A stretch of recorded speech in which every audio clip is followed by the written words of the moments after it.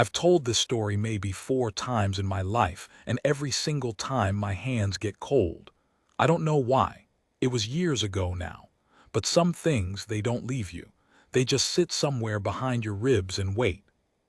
So here's the thing I want you to understand before I start. I was 19. I'd been a guardsman for 7 weeks. 7. I still folded my collar wrong some mornings. And the man I'm going to tell you about, the man who would not move, who would not leave that door no matter what they threw at him, I'd only known him for about a month. His name was Aldous Crane, Sergeant.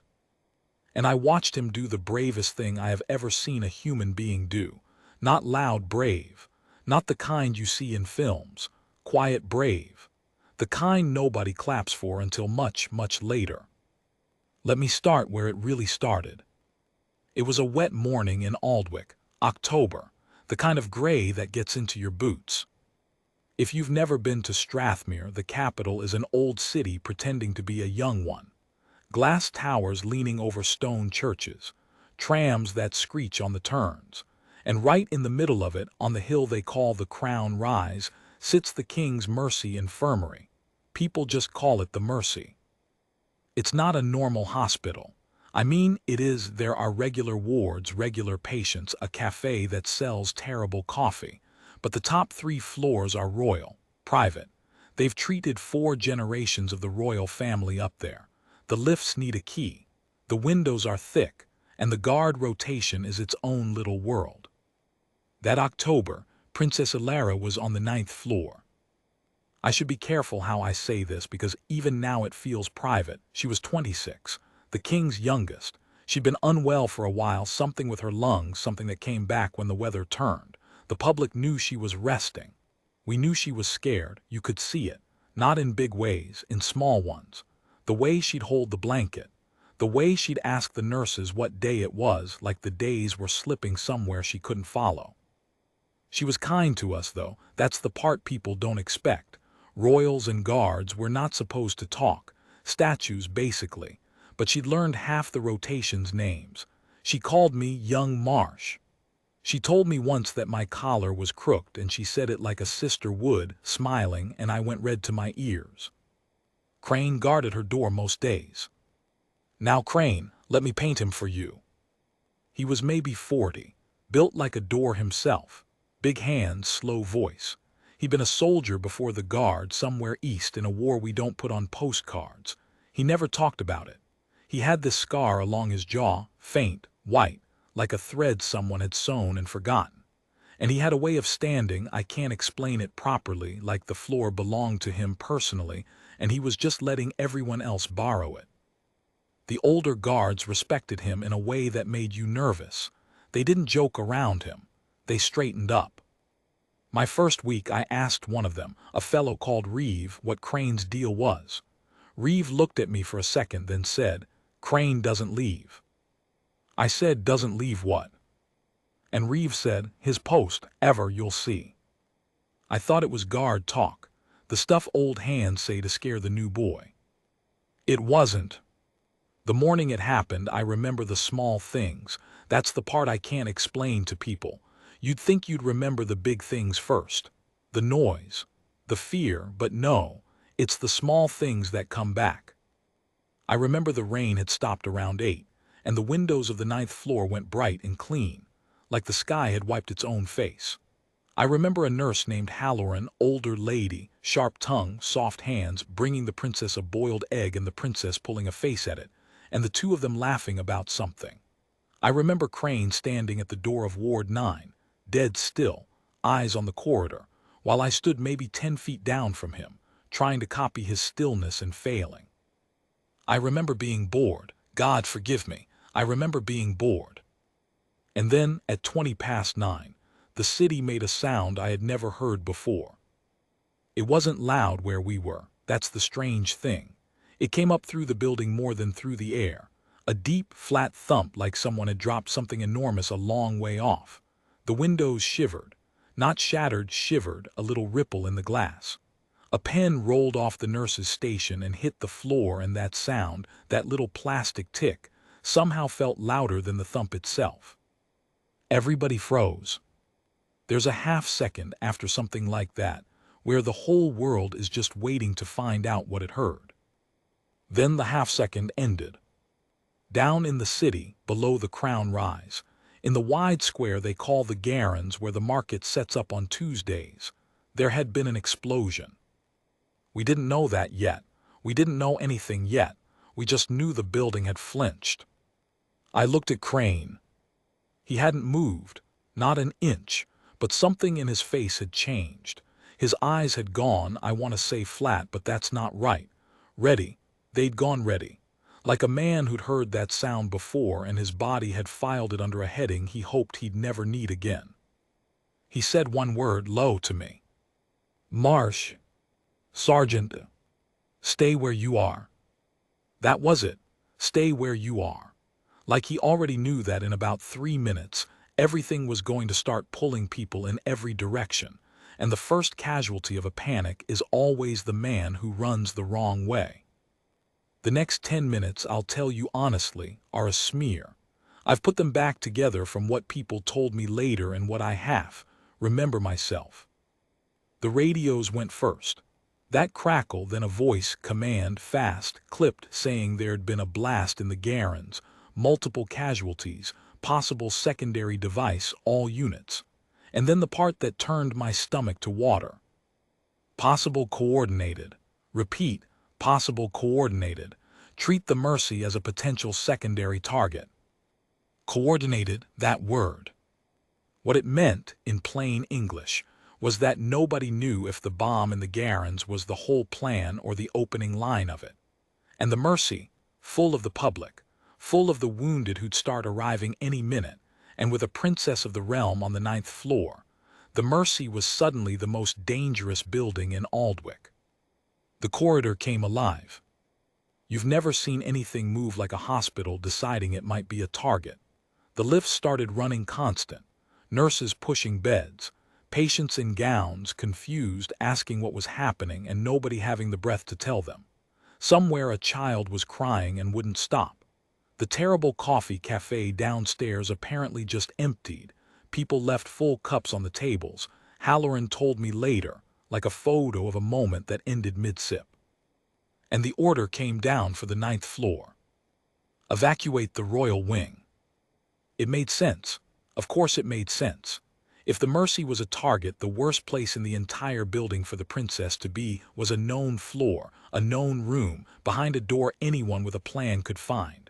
The protocol was clear. There were contingency routes.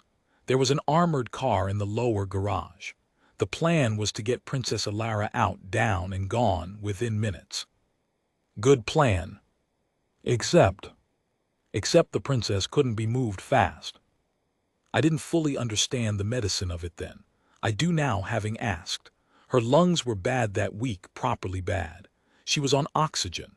There was a line in her arm doing something I won't pretend to explain. Moving her wasn't a case of throwing a coat over her shoulders and walking her to a car. Moving her wrong, moving her fast, moving her in a panic that could hurt her. Maybe badly. Dr. Vance. He was the senior man on the floor, thin, gray. The kind of calm that's actually a man holding himself together with both hands. Dr. Vance said it plain to the security lead. You move her like that, and you might not need the bomb. I heard him say it. I'll never forget the way he said it. Quiet, final. So now there were two true things sitting in the same corridor, and they hated each other. One, the floor had to be cleared, because the floor might be a target.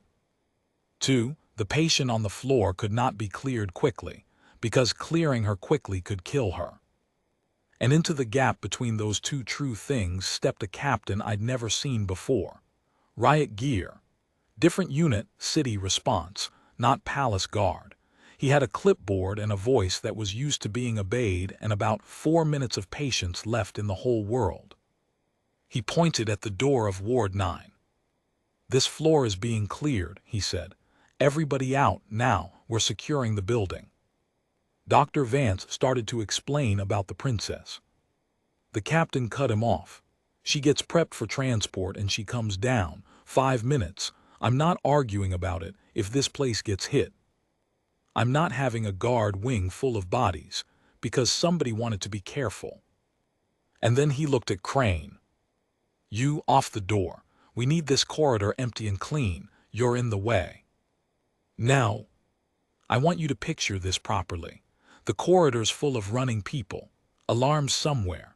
The radio still spitting out that word, coordinated, coordinated. A captain in armor with the law of the city behind him giving a direct, sensible, by-the-book order.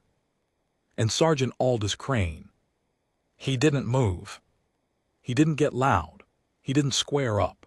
He just stayed exactly where he was in front of that door, his big hands easy at his sides, and he looked at the captain with those ready eyes, and he said, "No. I have thought about that no for years. Because here's what you have to understand.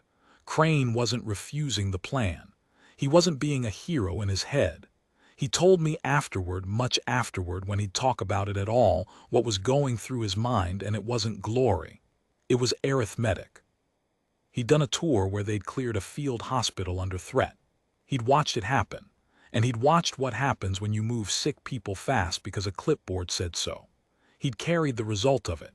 He knew in his body and that scar along his jaw that secure the building and save the patient are not always the same order, and that when they're not, somebody has to choose, and the somebody is never the man with the clipboard. It's always the man at the door. So the no wasn't defiance. The no was a man saying, "I will not let you trade her life for the comfort of a clean corridor. Not while I'm standing here. You'll have to go through me to do it, and I am extremely difficult to go through." The captain's face did something ugly. "What did you say to me?" "I said no." Same flat voice. "She's not stable for transport. The doctors told you that. You move her now, you might be the reason she doesn't make it. I'm not letting that happen because you're in a hurry." "You don't make that call, Sergeant." "Somebody has to," Crane said, "and right now it's me." I swear the temperature in that corridor dropped. Behind the captain, two of his men shifted, hands moving toward, I don't know what restraints, weapons, I didn't want to look. And it hit me, standing there 19 years old with 7 weeks of service, that I was watching something tip toward a place I didn't have a word for. Guard against guard, order against order. And the only thing in the gap was one stubborn man and a door. And then the door opened. Just a crack. And Princess Elara's voice came out of it, thin, tired, but hers. "What's all the shouting?" Everybody stopped. She'd heard it all. Of course she had, it was right outside her room. She was sitting up, Halloran half holding her, the oxygen line trailing, and she looked so small in that big white bed that for a second nobody could speak. Royalty's not supposed to look small. We forget they get to be people too. The captain recovered first. He went into the soothing voice, the one men use when they've decided someone is a problem to be managed. "Your Highness, we're moving you to safety. There's been an incident. We need to."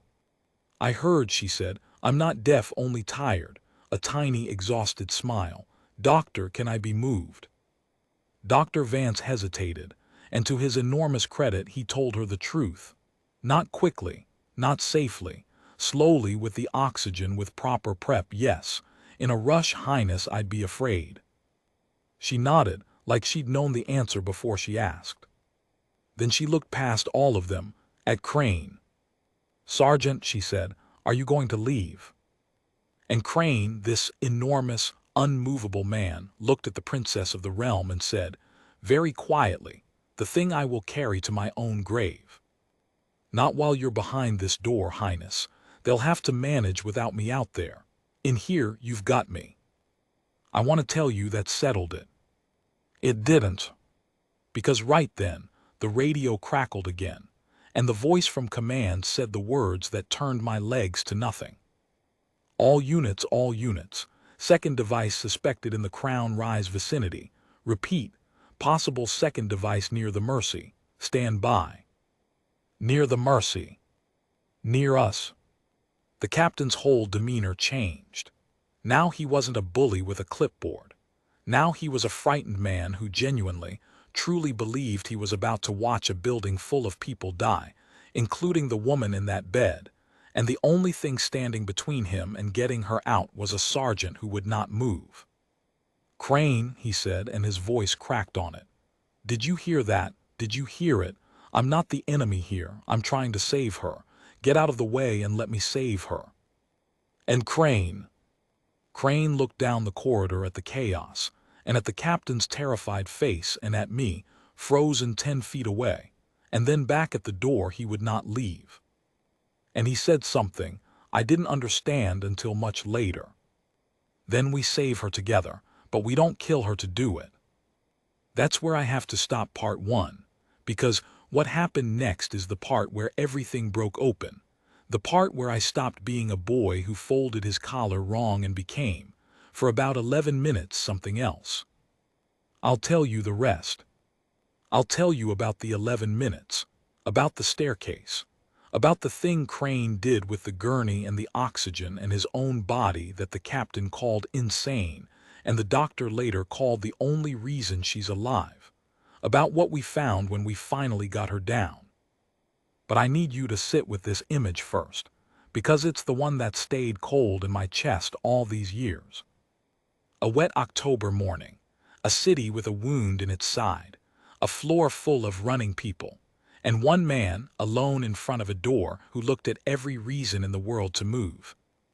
And didn't, I told you it broke open, here's how. The captain, his name was Doran. I learned later, Captain Doran, and he wasn't a bad man. I want to say that now before I tell you the rest, because for years I hated him and it wasn't fair. Captain Doran heard Crane say, "We save her together, but we don't kill her to do it," and something in him just gave way. He stopped pushing. You could see it happen. The fight went out of his shoulders. He'd spent his whole adult life being the man who gives the order and watches it happen, and here was a sergeant who simply would not let the order happen the wrong way. And somewhere in Doran's frightened head the maths finally landed where Crane's had landed minutes before. You can't save her by hurting her. There's no version of fast that works. So Doran did the bravest thing he did that day, which was change his mind in public under pressure, with a possible bomb under his feet. "All right," he said, his voice shook. "All right, your way. But your way fast, Sergeant, because if that second device is real, we have got minutes. Tell me what you need." And just like that, the standoff stopped being 2 men against each other and became a handful of people against the clock. I have thought about that a lot, actually. How the real turn wasn't Crane winning. It was the two of them stopping fighting each other and starting fighting the thing that was actually trying to kill everyone. People forget that's what courage usually looks like. Not beating the other man. Getting on the same side as him before it's too late. Crane moved then. First time in what felt like an hour. And when he moved, everything moved, because it turned out the whole corridor had been waiting for him to decide it was time. "Vance," he said, "how do we move her without it being fast? Talk to me." Dr. Vance was already there. "Portable oxygen, we have a tank, gives us maybe 20 minutes off the wall supply. We keep her flat, we keep her calm, we keep the line clean. No jolts. No stairs if we can." "The lifts are gone," Doran said. "We can't put the Royal in a lift if there's a device. If the power cuts, she's stuck in a steel box on a wire. No lift." Vance's face went gray. "Then it's the stairs. And Sergeant, I cannot run her down 9 floors of stairs. The jolting alone." "Then we don't run her," Crane said. "We carry her like she's made of glass, and we go down slow and steady, and we do not stop for anything. Not for noise. Not for the radio. Not for God himself." He looked around the corridor and started nomming people like he'd known them for years. "Halloran, you're on the oxygen. You don't take your eyes off it. You tell me the second the needle drops. Vance, you're on her, the line, her color, her breathing. You call it and I obey it. You're the only one giving medical orders, understood. Doran, your men clear the staircase ahead of us, floor by floor. You make sure there's nobody and nothing in our way, and you check every landing before we step onto it. A beat. And marsh." I nearly jumped out of my skin. "Sergeant. You're on the rear. Anybody comes up those stairs behind us. You're the door now, same as I was. You don't let them past, you don't let them rush us, you keep the back of this group as still and safe as the front. Can you do that? I want to tell you I said something noble. I didn't. I think I just nodded so hard I nearly hurt my neck. But here's the thing he did, and I didn't understand it then. He gave a frightened 19-year-old a job, a real one with a name to it. You're the door now. Because he knew, old soldier that he was, that the worst thing for a scared man is to have nothing to do with his hands. Fear with no job becomes panic. Fear with a job becomes a guard. He turned my terror into a post in about 4 seconds, and I didn't even notice him doing it. They got her onto the gurney like she was the last egg in the world. I'll never forget the princess through all this. She didn't cry. She didn't beg. She was so tired she could barely keep her eyes open, but every now and then she'd find someone's face and give them this little reassuring look, like she was worried about us. At one point, while they were strapping the oxygen tank to the rail beside her, she looked up at Crane and said, in this thin, papery voice, "Sergeant, if this goes wrong, it wasn't your fault. You were the only one who told the truth out there." And Crane, big unmovable Crane, for 1 second his jaw did something. Just for 1 second. Then it was iron again. "It's not going to go wrong, Highness," he said. "Save your breath, you're going to need it for the stairs." She actually laughed. A tiny, wheezing laugh. And somehow that laugh did more for the courage in that corridor than any speech could have. The stairwell of the Mercy is an ugly gray spiral, concrete. The kind that echoes your own footsteps back at you like a second person following. 9 floors. We were going from 9 to the lower garage, where the armored car was waiting. Doran's men went first, 2 of them peeling down ahead, checking each landing, their boots hammering and then going still as they cleared a level and waved us on. Then the gurney, tilted just slightly because you can't take a flat bed down a stair, and that tilt was the whole danger. Vance walking backward at the low end, watching her face, Crane at the high end taking the entire weight of the head of that gurney on his own arms so that she stayed as level as a human being can make a thing stay level on a staircase. Halloran beside, both hands on the oxygen line and the tank, calling the numbers. Holding, holding, still holding. And me at the back, walking down backward myself, facing up the stairs we'd already passed, watching the empty spiral above us, my heart going like a drum, being the door. It was the slowest descent of my life, maybe 4 minutes. It felt like a year. You'd think the danger would be the bomb, but the danger, second by second, was the stairs. Every step Crane took, he took it like he was diffusing it. Lower the gurney an inch, settle, clear below from Doran's men, another inch. Settle, Vance's voice steady as a clock, good color, keep going, good color. Halloran holding. And under all of it, the princess's breathing, this little dragging sound, in and out, the most important sound in the building. Crane's arms must have been screaming. I could see the cords standing out on his neck. He carried the head of that gurney down 9 floors of concrete without letting it jolt once, and he did it after standing a full guard shift, and he did it like it was nothing, like it was the easiest thing in the world, because the woman strapped to it was watching his face, and he had decided she would not see him struggle. That's the part the films never get right. Heroes get tired, heroes' arms shake, they just don't let it show. We were between the 4th and 3rd floor when it happened. The second sound. Not the deep thump from before. This one was closer, sharper. It came from somewhere below and to the side, outside the building, but near enough that the stairwell rang with it, and a fine gray dust shook loose from somewhere above and came drifting down through the light like dirty snow. Everybody's instinct, everybody's, was to flinch, to duck, to stop. And Crane said, without breaking his rhythm, without raising his voice, the calmest 5 words I have ever heard a human being say. "Keep moving, we keep moving." And we did. I found out later what that second sound was, and I'll tell you because it matters. It wasn't a second bomb. There was no second device. That sharp crack was a transformer on the crown rise that had been damaged by the first blast finally letting go. A great electrical bang and a shower of sparks down in the substation. which is why half the district lost power about a minute later, including, very nearly, our stairwell. But we didn't know that. In that moment, every single one of us was certain the building had just been hit. Certain. And Crane's voice carried us straight through the middle of that certainty without letting a single one of us stop and surrender to it. Keep moving. We keep moving. 4 words at the head of a gurney, and they held a whole frightened group of people together like a hand around a fistful of sand. That, to me, is what discipline actually is. It's not standing still and looking smart for the tourists.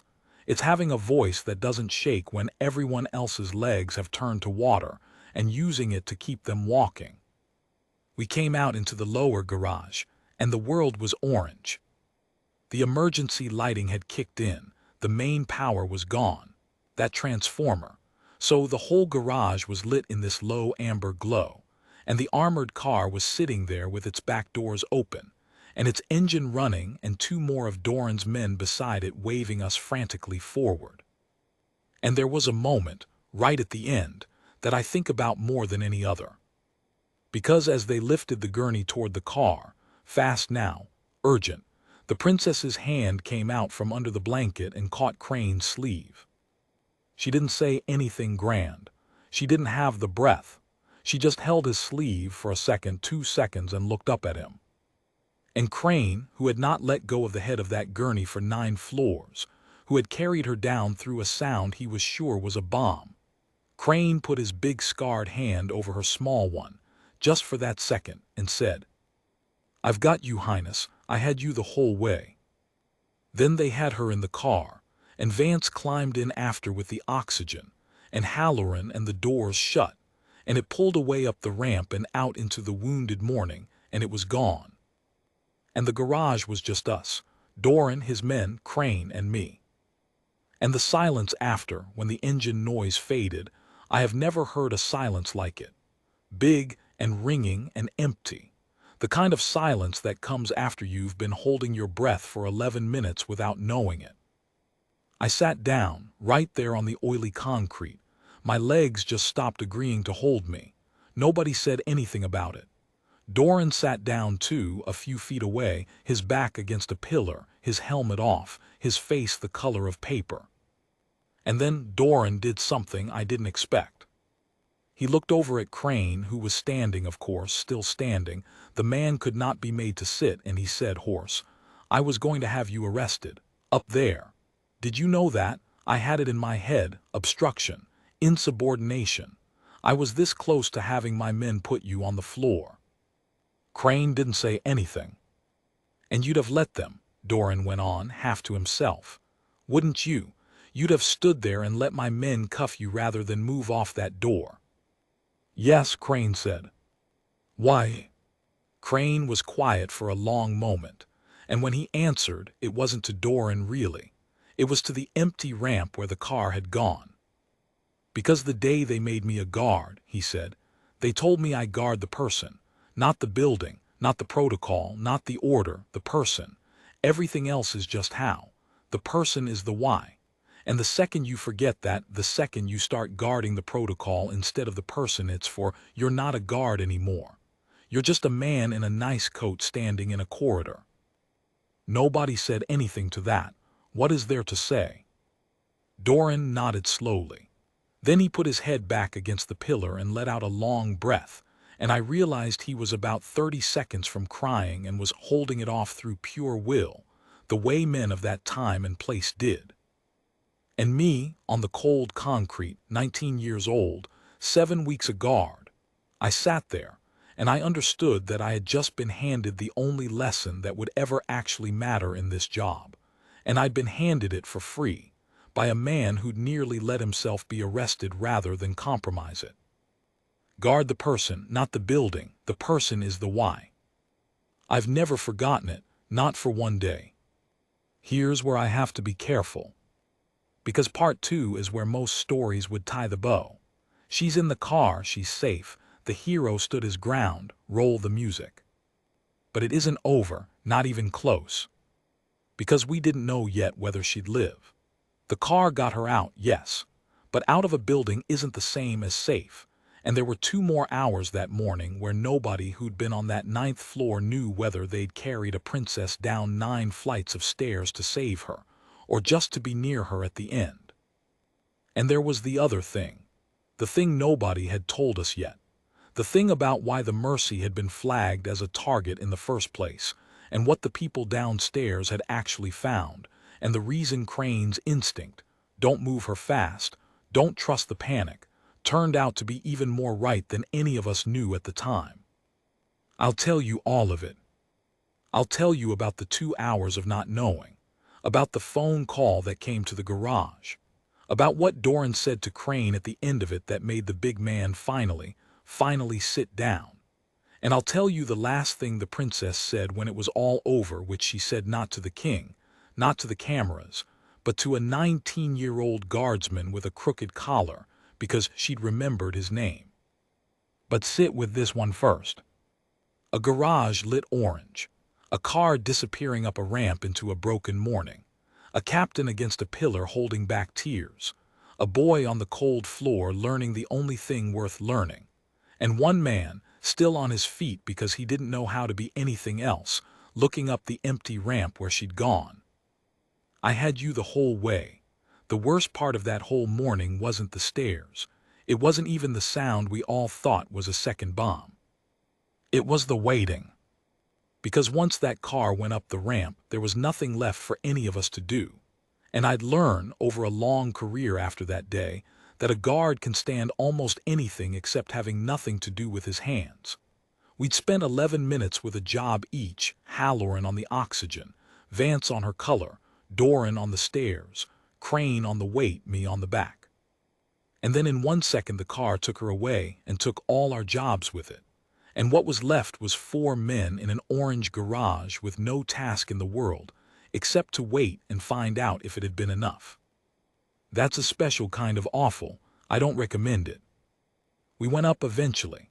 Out of the garage, up into the body of the hospital, which was a different place now, chaos turning slowly into order, the way it does. The wounded from the Garans had started arriving, and the Mercy did what hospitals do. It stopped being frightened and started being busy, which is a hospital's version of brave. Nobody had time for us, which was fine. We found a corner of a corridor near the old chapel. The Mercy has a little chapel, most royal hospitals do, and we just sort of stopped there.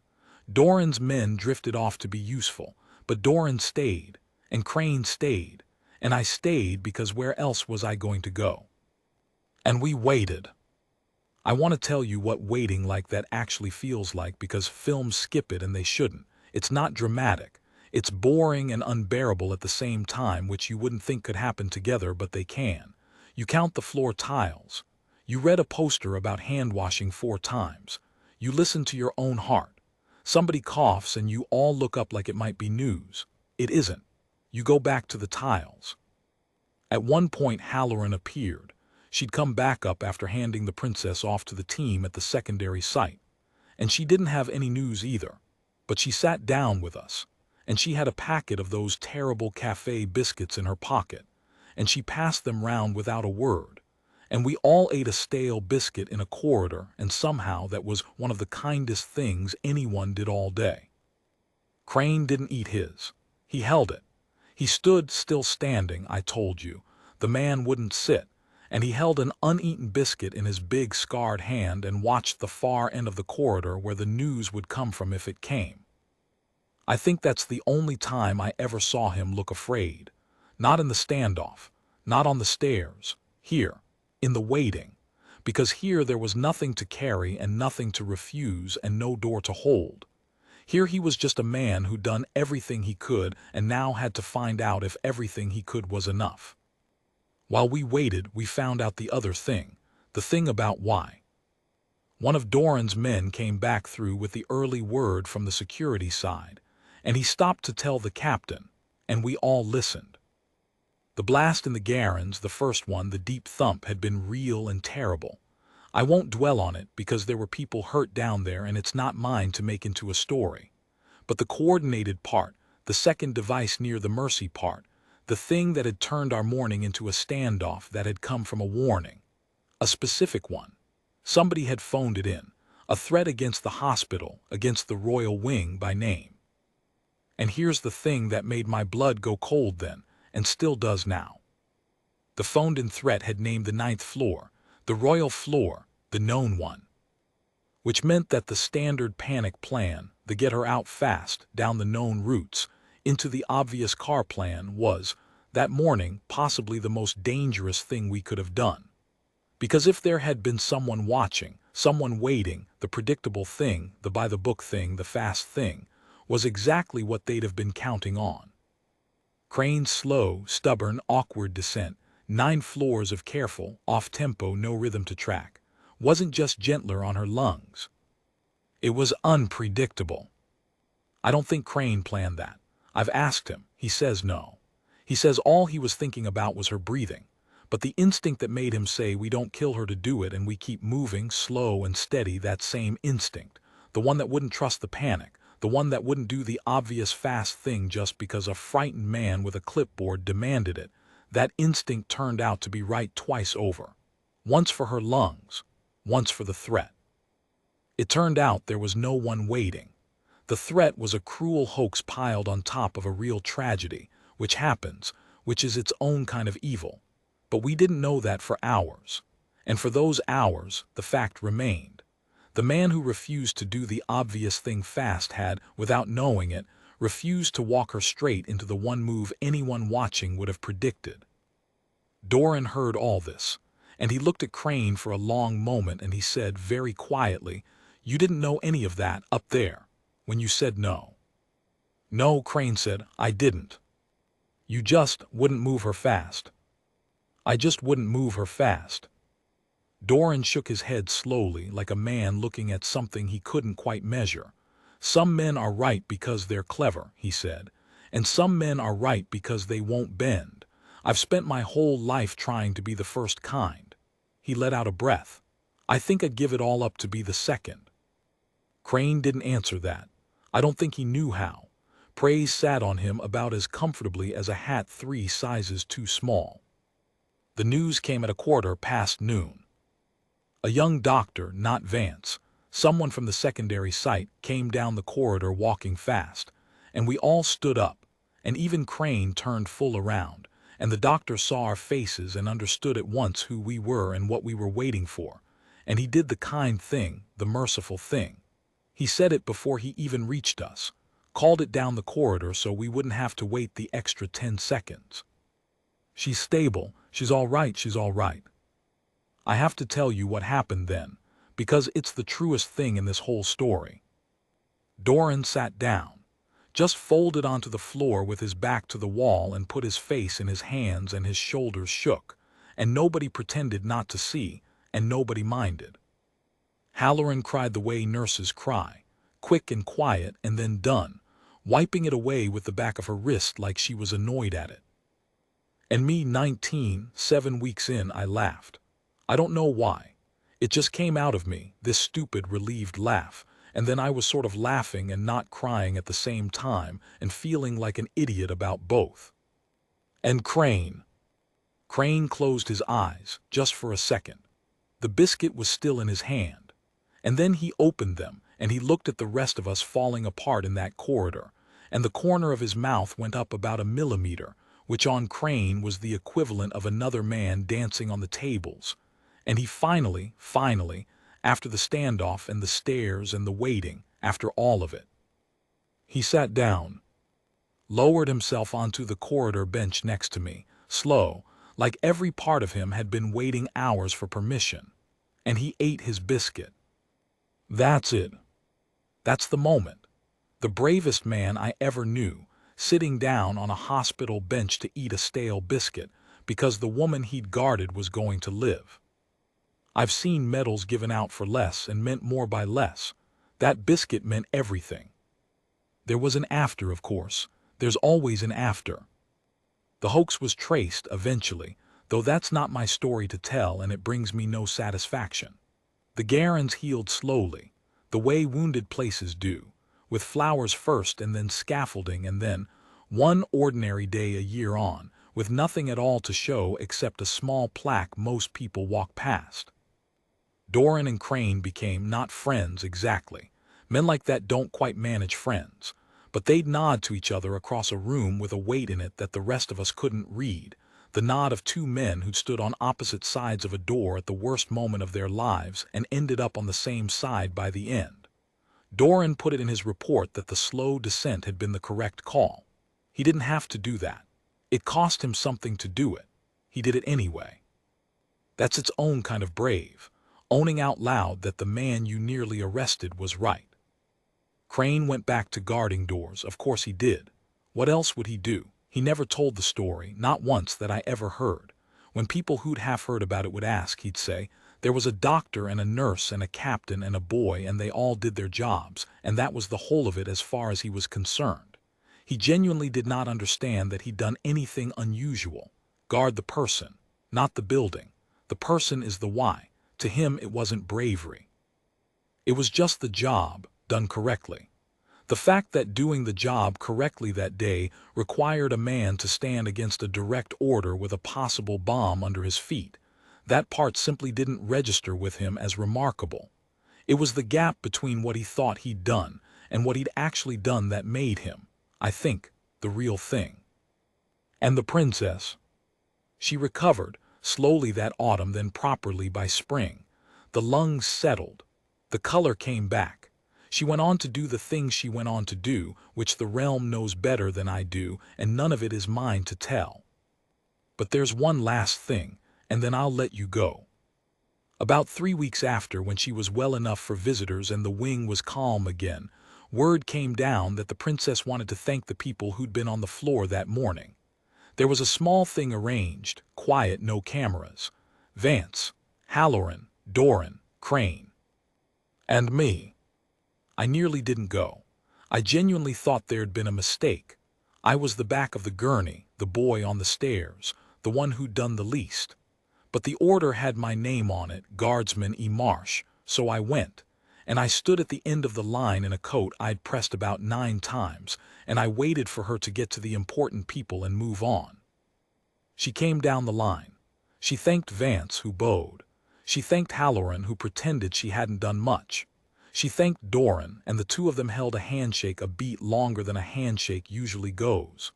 She got to Crane, and whatever passed between them was quiet and brief in theirs, and I looked at my own boots so as not to intrude. And then she got to me, the end of the line, the boy. I thought she'd nod and be done. She'd done her duty by the grand ones. I was the footnote.